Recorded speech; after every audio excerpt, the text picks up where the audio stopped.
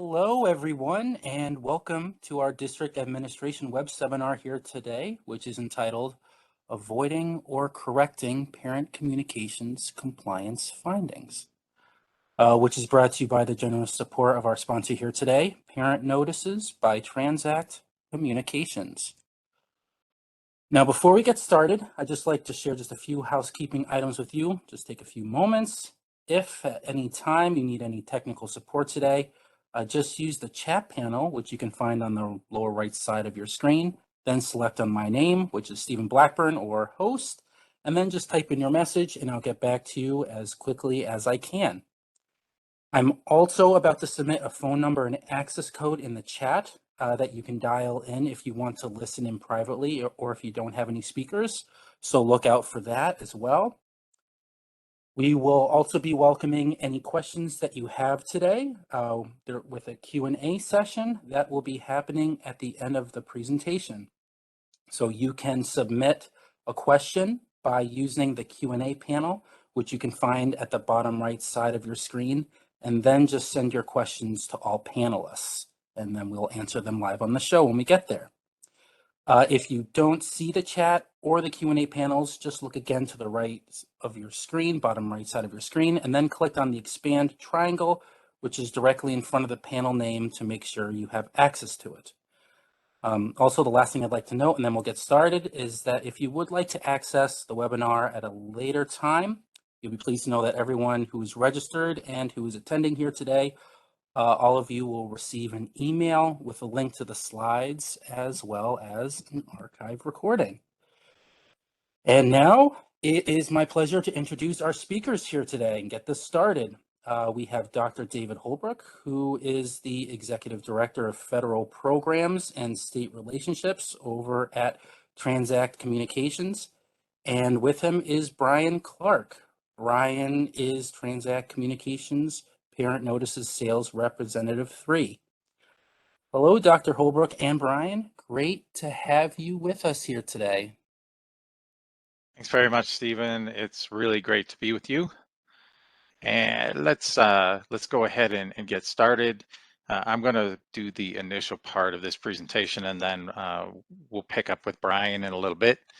So welcome, everyone. We're really glad that you were able to join us today for this webinar related to avoiding and correcting parent communication compliance findings. And I'm going to focus on some Essa and civil rights requirements, but there's a lot going to be said about Essa.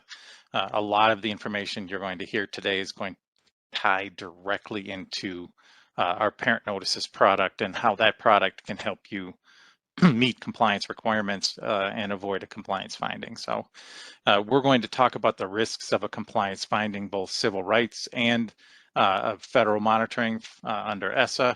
We're going to talk about parent communications and the need to provide information in a parent's primary language, a language that they understand. We're going to look at some of the requirements around Essa notifications and the different types of notifications that are in our Essa collection. And then at that point, we'll switch to Brian, who will actually share some information and slides and a short demo of the actual software that's available. And then we'll have time for questions at the end. So action-packed presentation here, and we're just really happy that you're able to join us today. So I'm going to talk about the risks of a compliance finding first, but I want to especially emphasize that avoiding a compliance finding, it's always preferable than trying to have to do something to come back into compliance after you've received a finding that, hey, things aren't all that they should be, kind of thing. So I first want to talk about state monitoring. And if you're aware of how this works, basically the federal government provides funding to states that then distribute that to school districts. And one of the things the law requires is that states monitor the school districts to ensure that they're implementing these programs like they're supposed to be implemented. So that monitoring is they're going to be looking at what you're doing to make sure that it meets those compliance requirements. One of those areas they look at is parent communications, and there's typically 4 areas of monitoring compliance related to parent communications that I've seen. Sometimes there might be other things, but and these are the typical ones that I've seen, and they relate specifically to these the requirements in Essa. So they're very specific to a particular law when you get this state monitoring. And I mentioned, oh, I've seen these things. Well, I'll give you a little bit of my background. I started off at a State Department of Education as their Title III director, eventually was Title I director, and then the Federal Programs Division director. So I was over all of the ESSA programs at one point. I've also trained with the U.S. Department of Education and acted as a contractor and helped monitor states for Title III compliance. So I've worked at both the state and federal level. And so I have a lot of experience in this area. And these are the types of things that I typically have seen. One of the big things is if there's a notice you have to send and you don't send it, that's a very common finding if you don't send it within the time frame specified in the law. So there are certain notifications that tell you when you should send it at the beginning of the school year, within 30 days of this or 14 days of that. There's specific time frames the law requires certain notifications to be sent, and if you don't send them within that time frame, that can be an issue. Another piece is if you don't include the information that the law says has to be included in those notifications, you can end up with a compliance finding. And finally, if you're not providing translations or oral interpretation for limited English proficient parents, where those things are required, which is pretty much any communications that you have with parents related to ESSA programs. If they're communicated to all parents, they should be communicated to parents that are limited English proficient in a language they understand. I'm going to comment about this term limited English proficient. We don't use that to refer to students anymore. The preferred terminology that's being moved towards is actually multilingual learner, but English learner is probably the most common term at this point. But when we're talking about parents, we still use limited English proficient because they may or may not be in any type of program trying to improve their English skills. So. All right, what do you do when you have a compliance finding? Well, typically the way that you come back into compliance is through what's called a corrective action plan.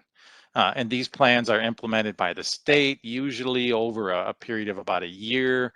It requires the district to put in place some activities that are going to bring the district back into compliance. It also usually includes some regular reporting to the state related to implementing that plan. So if you have a plan that says you're going to do things at certain times, the state will typically want you to report back to them that you're with some kind of documentation that you're actually doing that.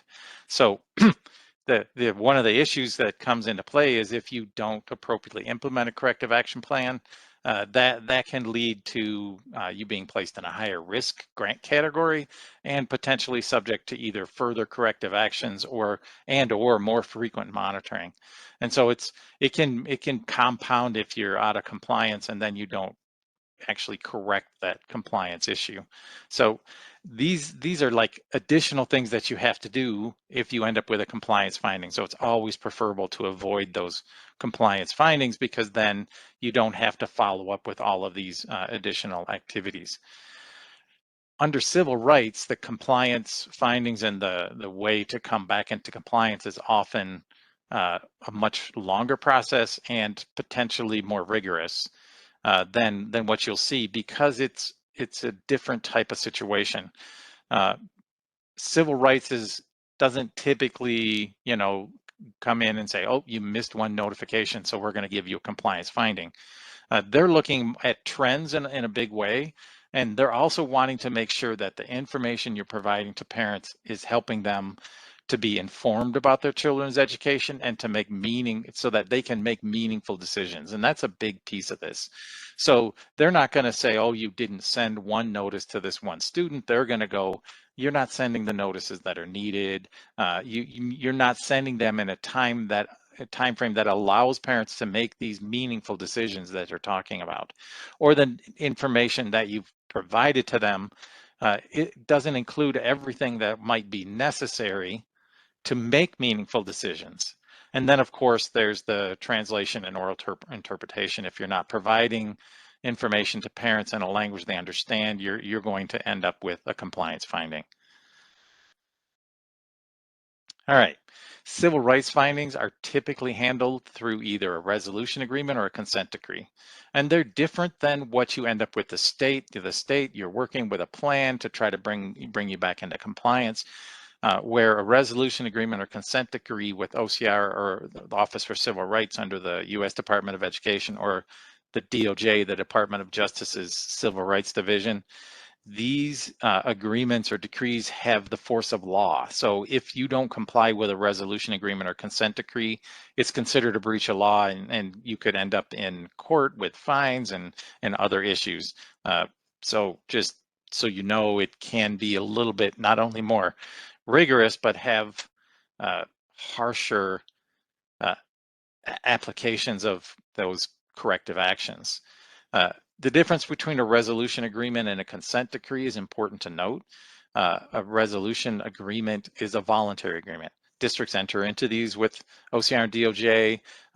It includes a plan where they have to identify, hey, this is what we weren't doing correctly, and this is how we're going to correct it.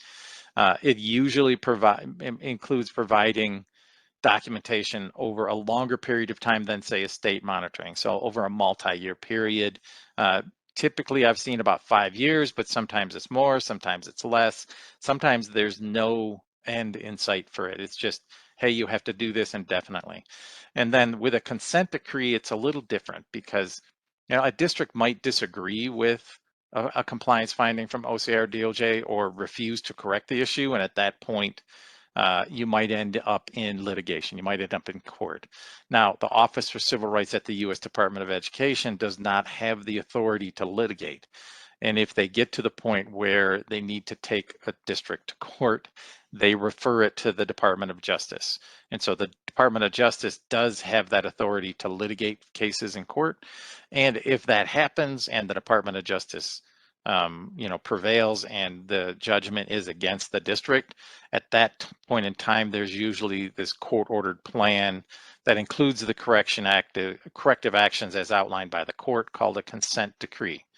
It's usually more rigorous even than a resolution agreement, and it requires you to provide legally compelled reporting. And the time span's even typically longer than a resolution agreement, and often is just indefinite. I know of a situation where there's a state that ended up out of compliance with some civil rights requirements related to English learners, and in their consent decree, they're basically, it's an unending, there's no deadline in sight as to when this may not happen anymore. So the state's continually having to work with this. These resolution agreements and consent decrees are kind of like your own personal law. So it's like your district has your own personal little law that you have to obey now. And that's not something that you want to, a situation you want to end up in, if at all possible. So those are some things that you definitely want to avoid. All right. So we've talked a lot about the difference between the civil rights and federal monitoring, but you saw in both of those that there's issues related to providing information in a language parents can understand. And I could talk a long time about this. I actually have a full presentation that I do on nothing but providing information and a language parents need. But I've got like 2 slides to do that with here, so I'm going to be brief. Basically, the civil rights requirements and the requirements in Essa both address providing information to parents in a language they understand. Now, Essa, again, because it's the federal law, can only make requirements related to that federal law. So you'll find all throughout the law these references to providing information to parents in whatever section of the law that is being referenced in an understandable and uniform format, and to the extent practicable, that it should be provided in a language parents can understand. And so you see that all across the way. Now, what this is specifically referring to a lot of times is these notifications. So you see this, the notice and information provided. If you have a notification, they're talking about providing written translations. But if it's not practicable to provide a written translation, you must provide oral interpretation. The Office for Civil Rights considers it always practicable to provide oral interpretation. But when you look at the civil rights guidance, there's a different focus. It's rather than, hey, just these communications in the law, it's more along the lines of making sure your communications are meaningful, providing that information to parents that they need in a language that they can understand. But they go on to describe the circumstances. So anything that you notify the parents that are not limited English proficient, you have to notify the parents that are limited English proficient in a language they understand. And that includes any program, service, or activity that the district or even the state calls to the attention of those non-LEP parents. So, not only just the Essa notifications need to be provided to parents in a language they can understand, but really any communication that goes to all parents, you need to give it to them in that language that they understand. All right. So what I'd like to do now is to shift gears a little bit, focus on, well, what is required in Essa, and talk a little bit about the Transact Parent Notices collection and the notifications that are found there. We've got 4 different types of notifications that are there to help fulfill requirements that, to help fulfill the communication requirements for notifications that the law says must be sent, or related to requirements in the law that might need communications, or just things that are allowable. So what we have are these notifications that are required. In other words, the law says, hey, you have to send this letter to parents.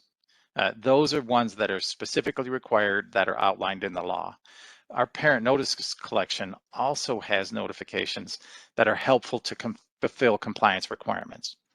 So you may have a compliance requirement that there's no wording in the law that says you have to send a letter, but in order to really fulfill that compliance requirement, you need a letter.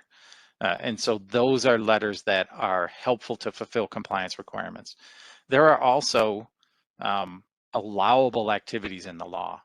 And so when you look at the 4 different types of notifications that we talk about, we have those that are like in this first section that are outlined in the law, like the right to request teacher qualifications. It's the law says you have to send that notice. But then there's also things like there's a parent and family engagement policy, and you're required to develop that at the district level, and in Title I schools, or schools that receive Title I funding, they're required to have a parent family engagement policy. And that policy has to be developed in consultation with parents and annually reviewed in consultation with parents. Well, how do you develop it with parents or annually review it unless you bring parents together in some type of a meeting? So we have a notification in the Essa collection that helps you meet that consultation requirement by helping you to organize a parent-family engagement policy meeting. So that's helpful to meet those compliance requirements. There are also allowable activities in the law. So if you're in a school district that has thousands of parents, organizing a single meeting to try to develop or review a parent-family engagement policy might not be feasible. So in those situations, it's allowable to create what's called a parent advisory board, which is made up of parents from the district that are representative of the demographics that are in the district. And that parent advisory board can act on behalf of all the parents to create and review the parent advisory policy and many other activities. So you're not required to develop a parent advisory board, but it is allowable. And if you develop a parent advisory board, you may need a way to bring them together or invite people to come, things like that. So we have some parent advisory board related notifications that are helpful for implementing this allowable activity. And there are actually some allowable activities that have required notifications associated with them. And I'll mention one here. One of the requirements in Essa is, the testing at the high school level. You have to test students at high school at least one time. At state level, federal requirement for a state test in high school, once in high school. It's grades 3 through 8 and once in high school. A lot of states are adopting the ACT or the SAT, but it is allowable for a district to choose its own test. So let's say your state's doing the SAT, you would rather do the ACT. You can make application for, with the state and with the federal government to try to switch the assessment you're actually using. In that case, there are notifications that are required to tell the district this is what you're doing. And then once you get approval, you have to notify the district annually that you're actually implementing a different test. So there are some notifications that are required connected to allowable activities. And then there's these allowable notifications. They're just helpful. This one that's mentioned here is the verification of teacher and paraprofessional qualifications. Every year, districts have to report to the state various information about their teacher and paraprofessional qualifications.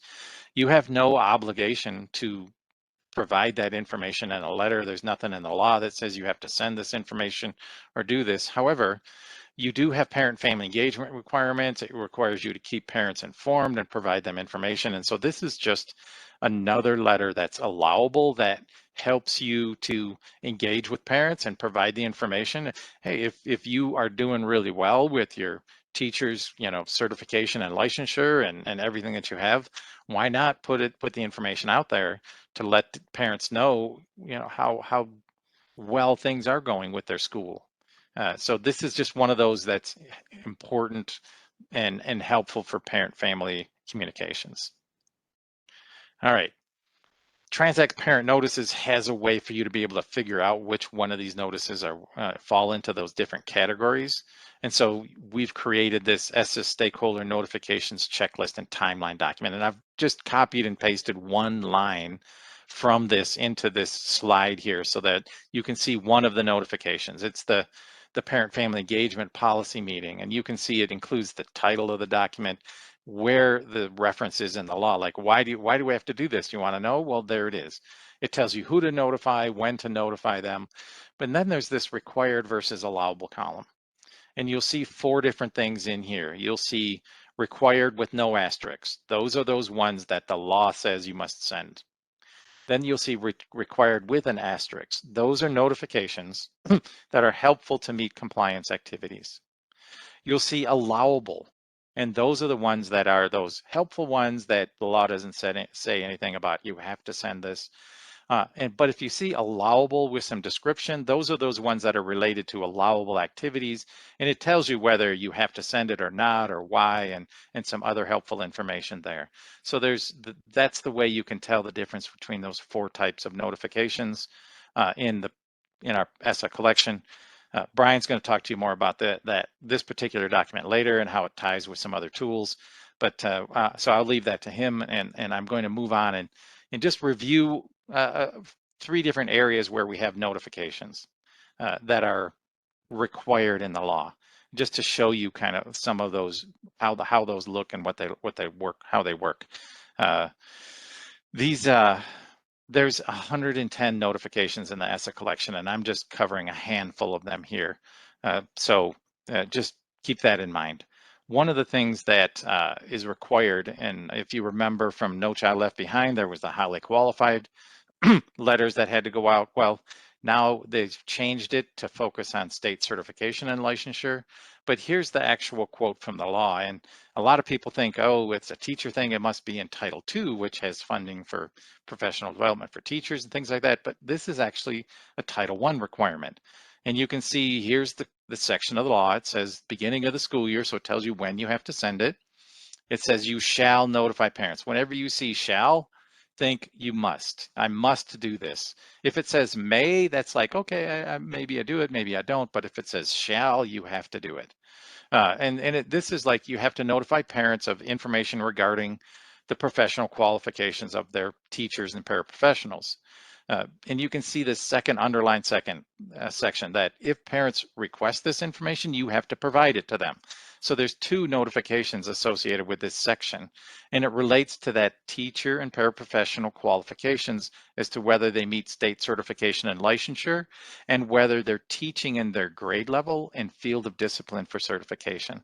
So those are important things to remember for this particular requirement. There's another couple of notices in this section that are required. One of them relates to the assessment system, and each state's assessment system is different, and they typically provide these notifications. And because they can vary from state to state, Transact doesn't include the information on the academic achievement and growth on the state assessments. We don't include that notification because that's typically provided to you by your state's assessment system. But this second notification is really important. It's similar to the one that was required in No Child Left Behind, but in Essa, again, it relates to state certification and licensure. But if you look, there's two components to this. It says if a student has been assigned or has been taught. So there's two components. One of them is at the beginning of this situation. Let's say you have a teacher that's going on maternity leave, and you assign a teacher that doesn't meet state certification and licensure to teach a group of students.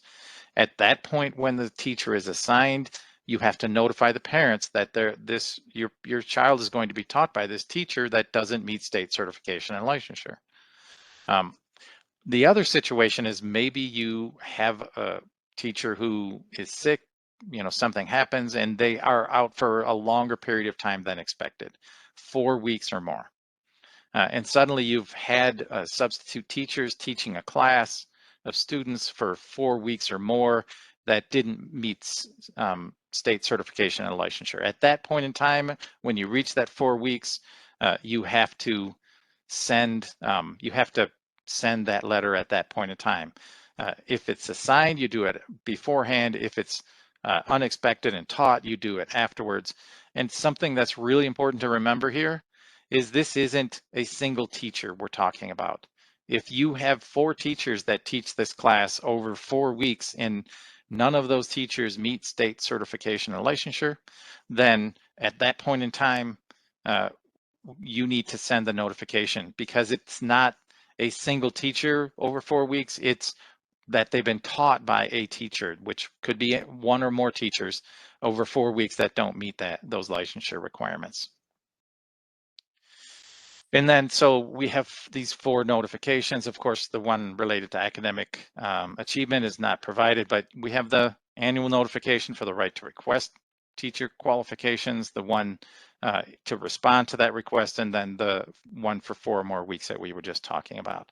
I wanted to mention this particular notification as well because it's new in Essa. It wasn't found in No Child Left Behind. And if you remember, around the time No Child Left Behind was passed, it was around the tail end of a really huge movement where parents and parent groups were advocating to opt students out of taking state required, federally required state assessments. And so when they rewrote the law, they included this information that, again, so you can see the time frame, beginning of the school year, you can see the requirement, shall notify. Whenever you see that shall, it's of course got to happen, but it's related to those policies as to whether children can opt out of assessments or not. So, and they call it an assessment participation policy, and you have to notify parents that they can request that policy and provide it to them if you have one. And this actually results in a couple of different notifications depending on the circumstances. So if you're in a state that has a policy that says, hey, we allow students to opt out of assessments, then you need to notify parents that you have this policy and potentially provide a form that lists the assessments that parents can opt out of, and maybe even sign off and opt out on them if they want to. The other side of the coin is you may have a policy at your state or district that does not allow your parents to opt out of assessments. That requires a different type of notification to let parents know you have a policy related to opting out of assessments, but you shouldn't be providing a form that allows them to check off and and opt out of assessments, because that's not allowable. And there's this third situation that's quite nebulous as far as I've been able to figure out. What if there's no policy? What if the state doesn't have a policy and the district doesn't have a policy related to participation and assessment? Do we still have to notify parents that they can request information? And I actually asked for clarification on this and really never got a clear answer. And I always tend to side err on the side of caution. And so I would recommend that if you have no policy, notify parents that they can request to see if you have a policy, and then you just let them know that you don't, and you go from there. But you know, that's me. I you know, it's always better to avoid a compliance finding than to have to implement a corrective action. So I always err on the side of caution when it comes to that. And finally, I wanted to talk a little bit about these L notices, and then I'll turn it over to Brian. There's some notifications in the law, but one of them is this one found in Title I, Section 1112E3A. And again, these are Title I required notifications. This section of the law is literally titled notice. And whenever you see that, you know you have to send something. If it's like telling you you have to, if it says notice, you have to send something. Unfortunately, this notice that goes to the parents of our, you know, our limited English proficient parents potentially is probably one of the most complicated and extensive parent notifications that includes 8 points, 8 subpoints, and, you know, 3 subpoints, and takes up more than a page of the law. It's like gigantic. It requires you to notify parents of the status of your child as an English learner, placement in an L program, and a host of other information. One of the things that's included is this idea that parents have the right to opt their children out of these Essa provided L programs. And it's important to make a distinction at this point between civil rights required L programs and Essa required L program, Essa provided L programs. Civil rights, if you receive no federal funding, you still have to implement an L program for your English learners under civil rights. And if you have a, you know, policy that doesn't allow your parents to opt out of those L programs, to opt their children out, that's fine. But because this is federal money and it's supplemental or additional to those civil rights requirements, you have to provide parents, the option to opt their children out of these ESSA provided L programs. So you have to provide them that option, whether you have something in place that doesn't allow for parents to opt out of those civil rights required programs or not. So you also have to work with parents to help them choose another L program if there's one available, and you know, provide assistance to parents to do that. But one of the things that we've done in here as well is there are civil rights implications for opting out. And civil rights wants to see documentation that the parent's decision was informed and that they've signed off on opting their children out of these programs. And so you have to provide that type of a thing. And you might say, how can I pay for this with federal money if it's a civil rights requirement? Well, one of the supplanting tests is, would you have to send this notification if you didn't receive federal money? And the answer is no. And so it's allowable to use federal money to pay for a document like this, especially the translations of a document like this, because it's something that's you wouldn't have to send if you didn't receive federal money, if that makes sense to you. But we have these notifications related to that. There's another notification I wanted to mention. It's related to the requirements in Title I for an effective means of outreach to the parents of ELs, and this relates to these regular meetings where the regular meeting, it's a district level meeting and it has to be more than once a year. And it requires you to hold these regular meetings and send notice to parents of opportunities to meet. And the purpose is to formulate and respond to these recommendations from parents regarding their students in these L programs, whether they're in the L program under Title I or Title III. And again, because this is a district level requirement, it goes to all schools, not just Title I funded schools. All right, so we have these notifications, these 2 that are specifically required in the law because they're you know, the identification and placement letter and those regular meeting letters. But then there's also the letter where you have to, you know, you have to document parent's signature to opt out. So this is a required document, and so we provide that as well. There's a little bit of information from the guidance from the Office for Civil Rights and Department of Justice there about the necessity to collect the parent's signature if parents opt out there. So at this point in time, I'm going to turn this over to Brian. He's going to talk about the parent notices software and the Essa collection in particular. But I wanted to draw your attention to the little quote we have put in the section here from Tammy York at Flagler Public County Schools in Florida there, where she says, you know, they're a small district, but Transact, our Essa collection, provides them with the resources that they need to maintain compliance with these Essa required parent communications in multiple languages. And our Essa collection is translated into 20 languages. So, and we work with you if you need translations into other languages. We can talk about custom translation projects there. So, Brian, I'm going to turn this over to you now. Thanks. Thank you, David. And once again, I'm Brian Clark with Transact Parent Notices, and I'm here to show you really today how our Parent Notices is a great way to help reduce your risk of monitoring finding, or in the event of one, it's an easy way to implement a solution to provide all the Essa compliant parent engagement. Afterwards, if you're interested, we can do a custom demonstration for your district, so feel free to reach out if you're interested in that. So once again, Transact Parent Notices is an annual software subscription to the federally required parent engagement notifications. And so we had a team of federal program experts then that created this compliance resource center to help support your parent engagement requirements under Essa Section 504, IDEA, and more.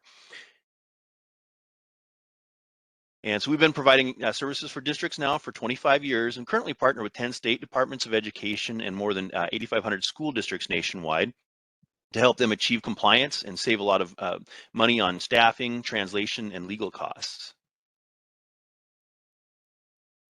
So our team of federal program experts reviewed Essa Section 504 and IDEA laws to create a compliance resource center for districts. And so you don't have to worry about any gaps in communication. Our software provides guidance for Essa and civil rights compliance, as well as easy reporting to provide documentation of that proof and process in the event of an audit, and also to reduce risks of monitoring findings. Our software also helps track and provide reporting on notifications, obtain e-signatures, and provides mobile delivery for parents that are on the go. And so once again, we've modernized and streamlined Essa compliance engagement at a fraction of what it would cost you to develop, translate, and maintain all the notices in-house. So having a large variety of notices that are already translated into the parent's native language helps promote equity and also helps engage parents and ensure they have equal opportunity to advocate for their child's health or education. And so what are some of the risks of not being Essa compliant? So what it really, you do have a risk of monitoring findings. It can disengage parents and also result in a loss of funding due to decline in student performance.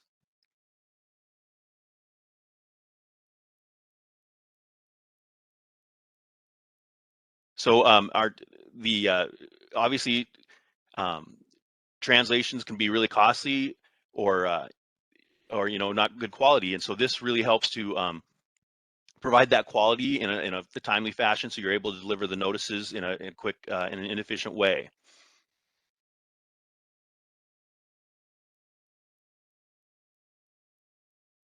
And so we've actually created compliances into the 4 different federal compliance collections that are easy to see and understand. So we have our general education, Essa Section 504, and IDEA collections. So you can navigate to any of these collections for fast access to notices in multiple languages. It provides statutory references and guidance that would normally take an extraordinary amount of time to research and find for yourself. So the general education collection has over 120 parent engagement notices that are professionally translated into the top 22 languages. So our Essa collection then is broken down into 21 categories that include Title I, Title III, McKinney-Vento, and obviously Essa requires a significant number of parent notices with specific information to be included in order to be compliant with the law. So civil rights case law then requires the districts provide communications to parents they understand and from qualified translators that are familiar with education terminology. So Dr. Holbrook and our National Advisory Board of Federal Programs experts worked with to create these notices within the Essa collection, which then went through a legal review by Brustein and Milosevic, the leading education law firm out of Washington, D.C. These notices were then professionally translated into the priority languages, and then the translations also meet the highest quality standards. So only native speakers with a background in education were used for the notices. And so obviously the amount of time and energy to achieve this would be very significant.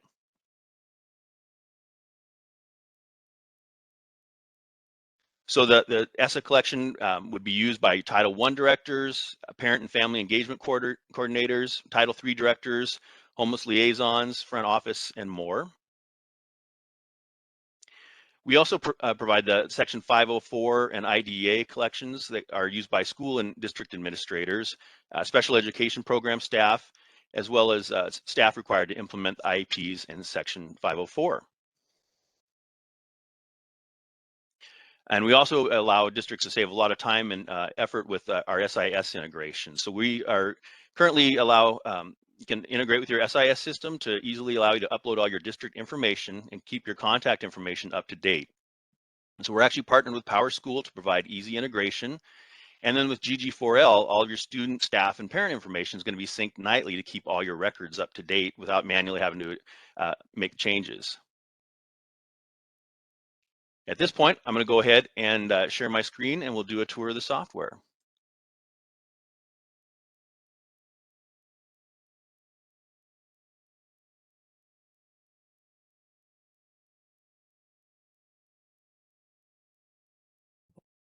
You're currently muted. It muted you when you switched. Sorry about that.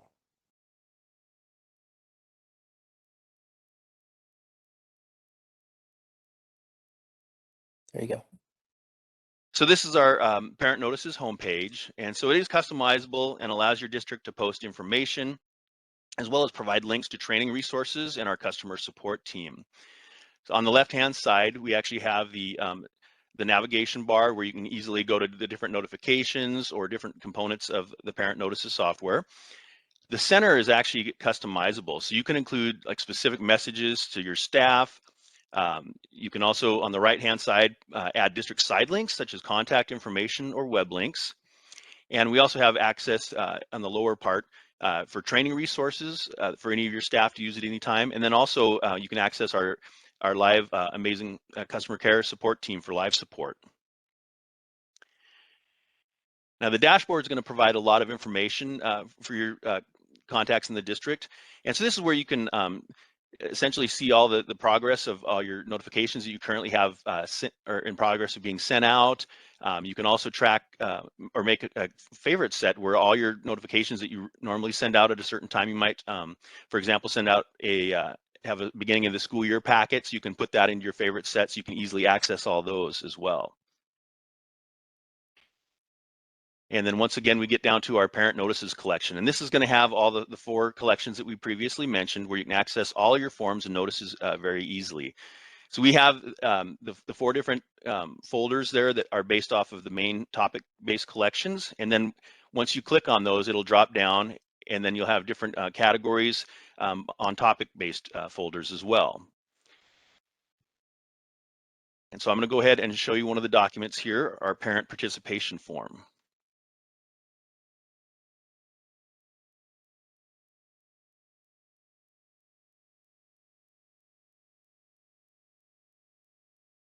You can also search by all the name of all the notifications as well. And then you'll see that the actual notification here is on the side. You can actually preview this to make sure that you're looking at your right notification easily. And then the notice information here is going to show you a little bit of a description on the notification. Sometimes there might be a couple different options, and this will give you that guidance as well on which one to use in certain circumstances. And then, like I mentioned, there's also special instructions that that might go along with that. And then also you'll be able to see the revision history of this. So it'll make sure that you're always using the most current notification. And so there's a couple different ways that we can send out these notifications. We have the old-fashioned way, really, where you can do it manually with our fill in and print option. So how this works is you can actually go into the notification, and there's the highlighted forms here where you can print information in there. Let's do a couple of these notice information fields here. You can also include your own district watermark in any of these notifications. And so once you'd fill this out, then you'd be able to go on to the next field and select the languages that you wanted it to go out, and this will make a packet to you. So you can, at this point, you can either print it and send it home with a packet with the students, or you can download it and attach it to an email and send it out that way.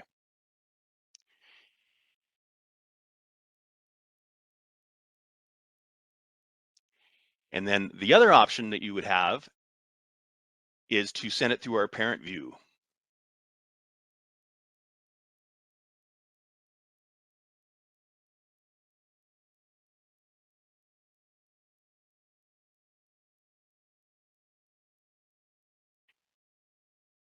And that works very similarly, where you can fill out the information.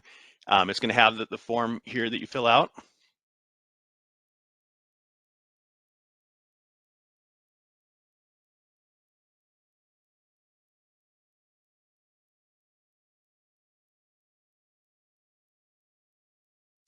And then at the bottom, you'll notice where it's going to have information, these fields here, where it'll actually sync with your SIS integration. Then you can also collect the parent signature. You can either notify now, or you can actually set dates in advance to go out too. And this works out really well for the beginning of the school year, when you might be able to, in the summer, the month before, you can select the notifications that are required to go by certain deadlines in advance.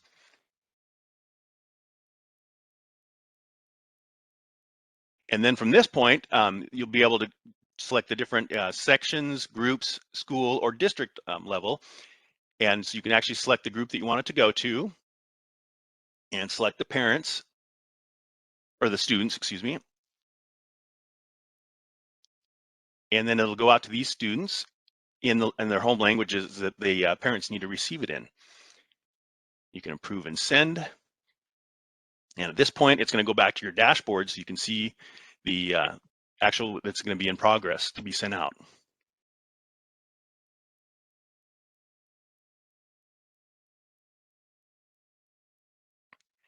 And then, so obviously, one of the most important helpful resources in the Parent Notices software is our guidance features. And so, as Dr. Holbrook mentioned previously, we do have some the Essa stakeholder notification checklist and timeline that's going to be available for you. And that's going to help you keep track of which documents are going to be required to be sent out and when they need to be sent out for you as well. So I'll go ahead and pull that up here real quick.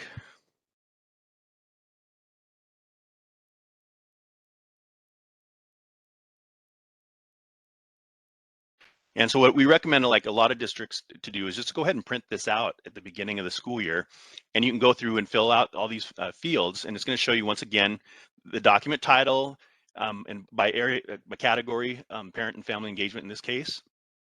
If there's any statutory references that that are tied in with that, who you need to notify, timeline and deadlines, and then also, once again, if it's required or allowable. And you can print this out and keep track of this, and it's a great way to provide that proof, some of that proof and process during a monitoring event. And so, Dr. Holbrook, what other feature in parent notices would you recommend to go along with this? One of the things we did was we wanted to use this document in collaboration with the Essa roadmaps.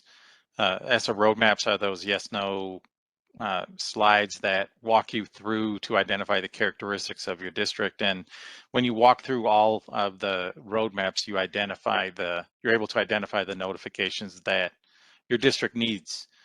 So if you don't need some notifications, you will also identify, you'll recognize that because they won't be part of that list. As I mentioned, there's 110 notifications in the Essa collection. It's highly unlikely that every district is going to need to send all 110 of those notifications. And so if you can narrow it down to the 40, 50, or 60 that you might need to send over the course of the year, that can be very helpful. And then you can cross out all those ones that don't apply to you or your district.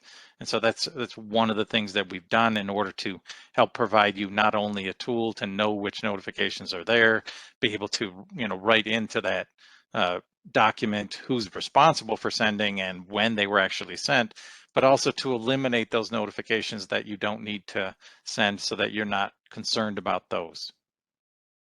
Okay, and I'll go ahead and show you a quick example of that. So this is the assessment participation policy that we mentioned. And some of the questions, I mean, some of these can be just a few questions, or it may take up to a couple minutes to go ahead and to fill all these out. So it's going to tell you additional information on the requirements and anything particular in this category that you need to be aware of. And then it's simple yes and no questions that you have to go through and answer. And it's going to have federal requirements, statutory references to keep track of. And you can go ahead and select your answers. I'm just going to go ahead and randomly answer some of these here. And then at the end, it's going to show you that you've completed the roadmap, and you can save it as a summary report. And once again, to use that as that part of that proof and process. And it's also been really helpful too, if you have staff that might be out for a certain reason, so they're not able to get the answers for what's going to be required for them, they can go and see what you've already saved, looking at these reports, and know which notification is going to be sent out. And down below here, it's going to show you exactly which notification is going to be sent, if there's a version A, or in this case, there's a version B that you have to send out. And so that's really going to help you to know exactly what notification you need to send and the deadline. And also this, along with the Essa stakeholder notification form, is going to help you have that proof and process that you need during a monitoring event. And so that pretty much concludes the demonstration at this point. All right, perfect. So that is the end of our presentation. We're coming to the Q&A, as we mentioned. First off, I'd just like to thank you, Dr. Holbrook and Brian Clark, for that insightful presentation. We really do appreciate it. So like I said, we're now in the Q&A portion of the webinar. If you haven't already, you can send in your questions that you have for them by accessing our Q&A panel that we have right there. It's on the bottom right hand of your screen, and it's the option next to the chat button. If you can't see it, there should be 3 dots or an ellipses next to the chat button. Just click on that, and that should bring you to the Q&A panel. All right, so a question that did come in was answered for that person who submitted it, but I'll just read it aloud just in case there's any of you who would have had the same question. This person asked, our district said their Transact account, but they didn't think that they're using it to their full potential. And they were wondering, would we be able to set up a staff training to learn more? And it was answered. It's on the homepage, on the Transact homepage in the bottom right, is the free training box. And inside that box is a link to sign up for an upcoming training. So just wanted to bring that up. Can I follow up on that, Steve? Oh yeah, definitely, of course. If you would like to organize a specific training for your district, then contact us at support@transact.com, and we will be able to organize something if there's a particular date and time that might work better than one of the already scheduled trainings, so we can work with you to provide that training if needed. Perfect. Awesome. Thank you. Some other questions that did come in. It's about some translation questions. So this person asked, will uploading their district's notices, would they be automatically translated? So yeah, for our district notices, those are notices that the district may already have in place, that so they would need to be translated in advance to put in there. Our software does not do translations, or doesn't allow people to edit it, because they have gone through a legal review. However, we do have a partnership with Language Line. So if a district needs specific notifications that they need translated into additional languages, they'll receive a significant discount on that, more than they would get through their district alone. And there's also live phone support for translations as well through Language Line. Perfect. Thank you. Another question that came about translations. Do translators need to be certified? I'll take that one. When you look at the civil rights requirements, there's 3 things that they're required. There are 3 requirements related to translators. One is that they have to be qualified, which they have to have an understanding of the language and terminology, especially related to education. So that's one of them. But there's two training components that are required. They have to be trained in, translation and oral interpretation. So they have to have some training and how to do that and what that means.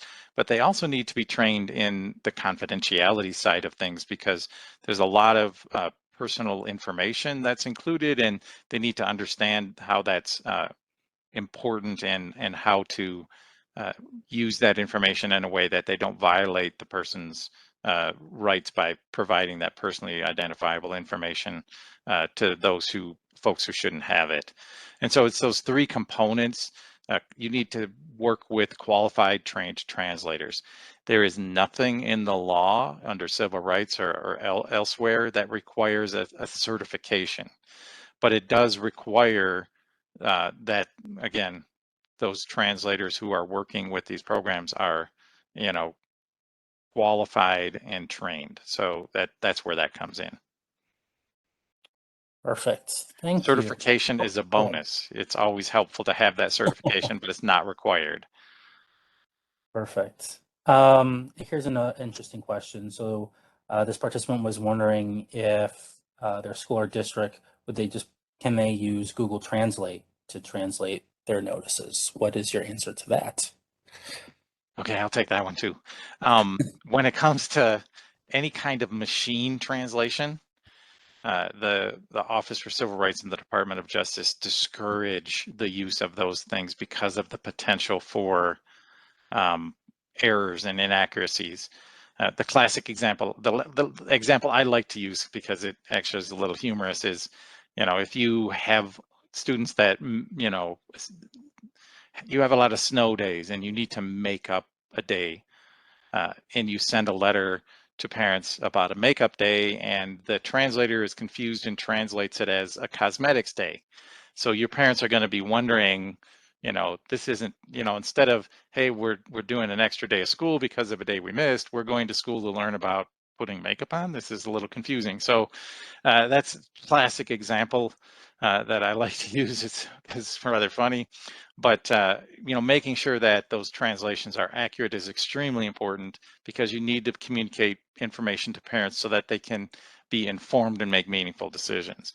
So what the Office for Civil Rights and Department of Justice do say is that if you do use any type of machine translation, it needs to be reviewed and edited and adjusted if needed by a qualified trained translator. So you're going to have someone there that's a qualified trained translator anyway, to review and edit and make the changes to make sure that the information is communicated accurately.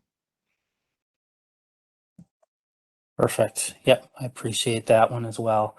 So we're almost at the top of the hour, and I want to be mindful of all of your time here today. So I'll just say that's all the time that we do have for our live Q&A.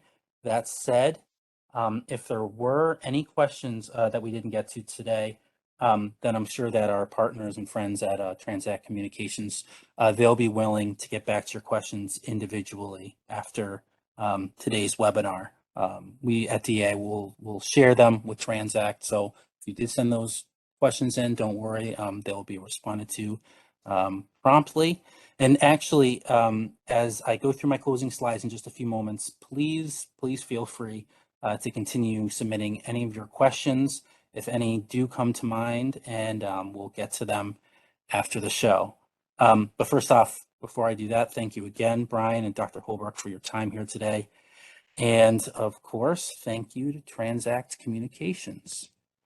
And to you, our audience, of course, I would also like to thank you for joining us today as well. For those of you who particularly enjoyed what you saw here today, you'll be pleased to know there are many more upcoming web seminars like this one that are provided by us at District Administration, which is the leader in editorial coverage of news, trends, current issues in K through 12. We have a wide range of readers. They all subscribe for free to us at DA, and they stay up to date with us online, as well as our print magazine. We have newsletters and web seminars like this one. Also, if you would like to watch this web seminar again, or for those of you who believe that what you saw would be helpful to your colleagues, as I'm sure they will, you will be pleased to know as well that our team at DA, we will be sending you an email later tomorrow with an on-demand recording of this webinar and the link to the slides. So look out for that. And so with that, on behalf of DA, this is Stephen Blackburn. Thanks, everyone. Take care, be well, and stay safe, everyone. Thank you.